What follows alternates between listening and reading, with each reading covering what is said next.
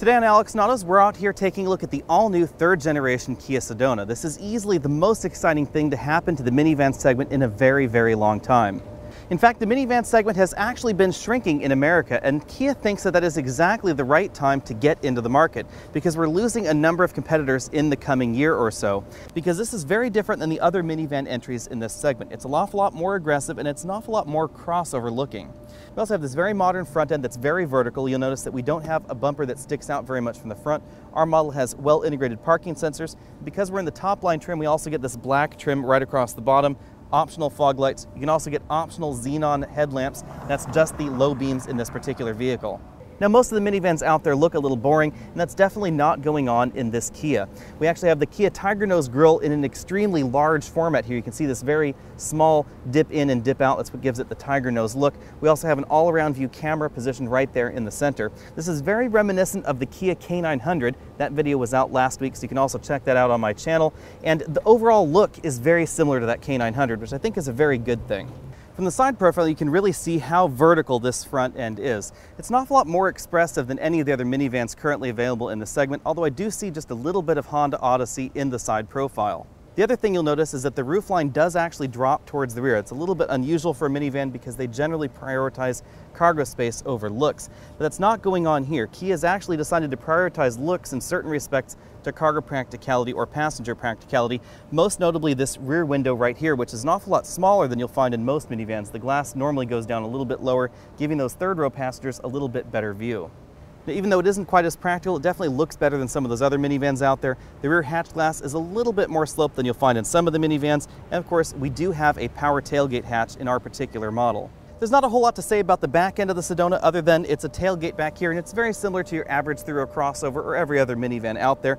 Parking sensors integrated very nicely right over here. We have some reflectors right there, and then nice tail lamp modules integrated well into the tailgate that wrap around right here into the back. Under the hood, we have only one engine option. It is this 3.3-liter direct injection V6 engine. I'll take off this engine cover so you can see it a little bit more closely.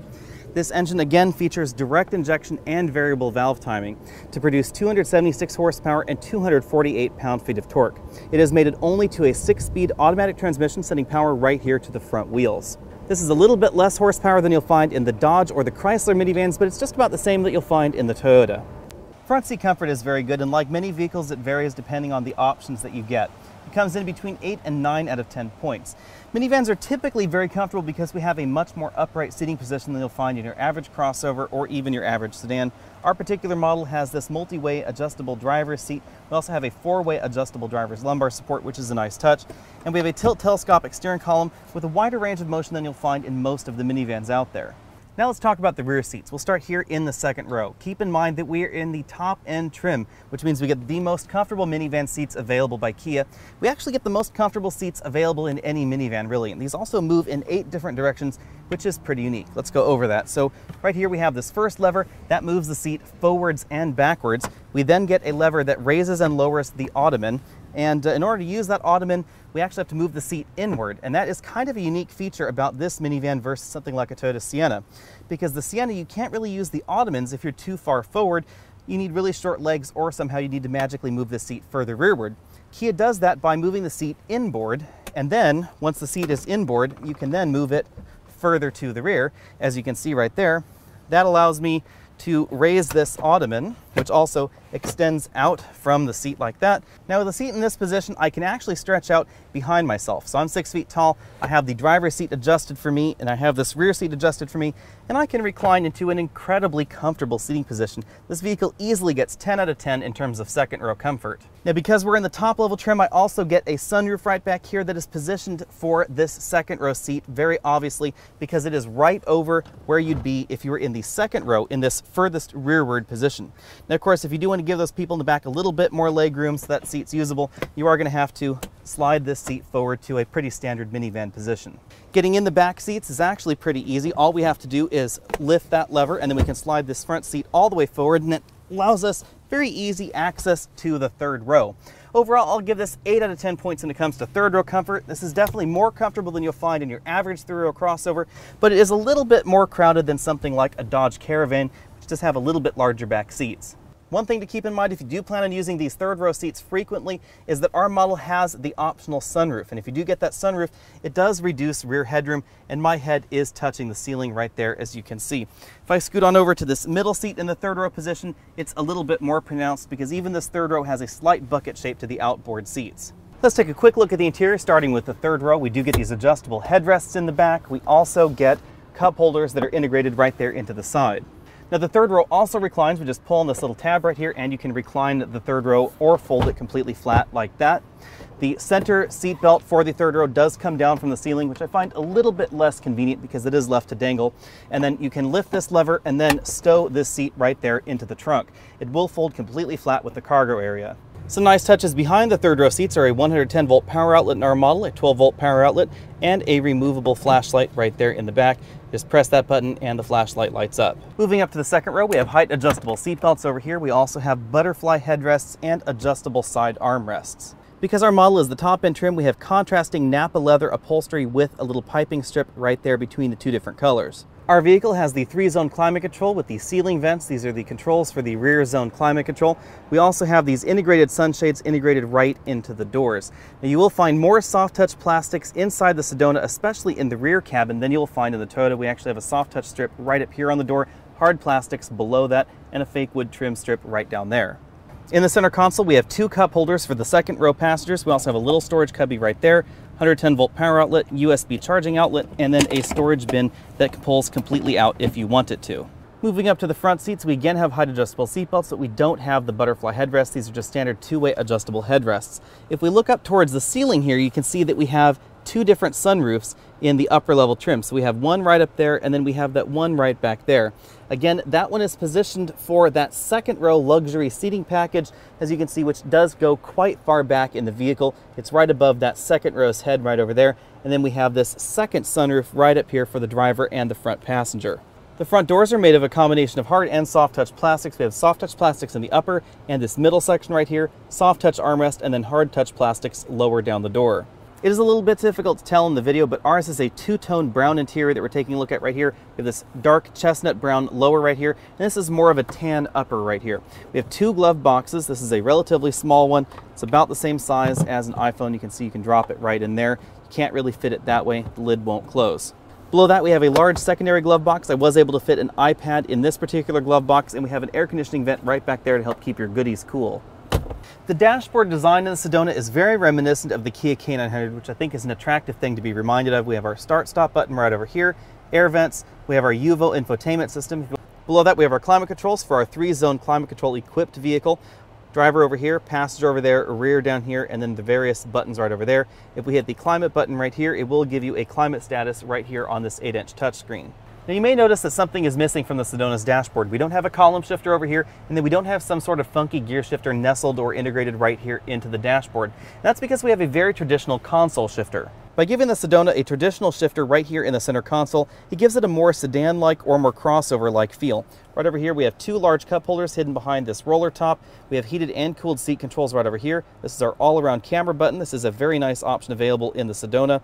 Parking sensors, drive mode select, heated steering wheel button, and cooled seats and heated seats for the driver. Right up here we have the USB input and the auxiliary port for the UVO infotainment system. The Sedona is the second model in the Kia lineup to get their all-around camera system that was launched in the Kia K900. You can see right here we have what looks like a bird's eye view of the vehicle. That's done by putting 4 cameras all around the vehicle. There's one in the back, one in the front, and one under each of the side view mirrors. Then the vehicle then digitally stitches that image together to make it look like a bird's eye view. Right now we're taking a look at the all-around view, which is seen by that little icon right there. We can just look at the front camera since we're in drive, the front and the left camera, or the front and the right camera to help you in parking maneuvers. I like the all-around view myself.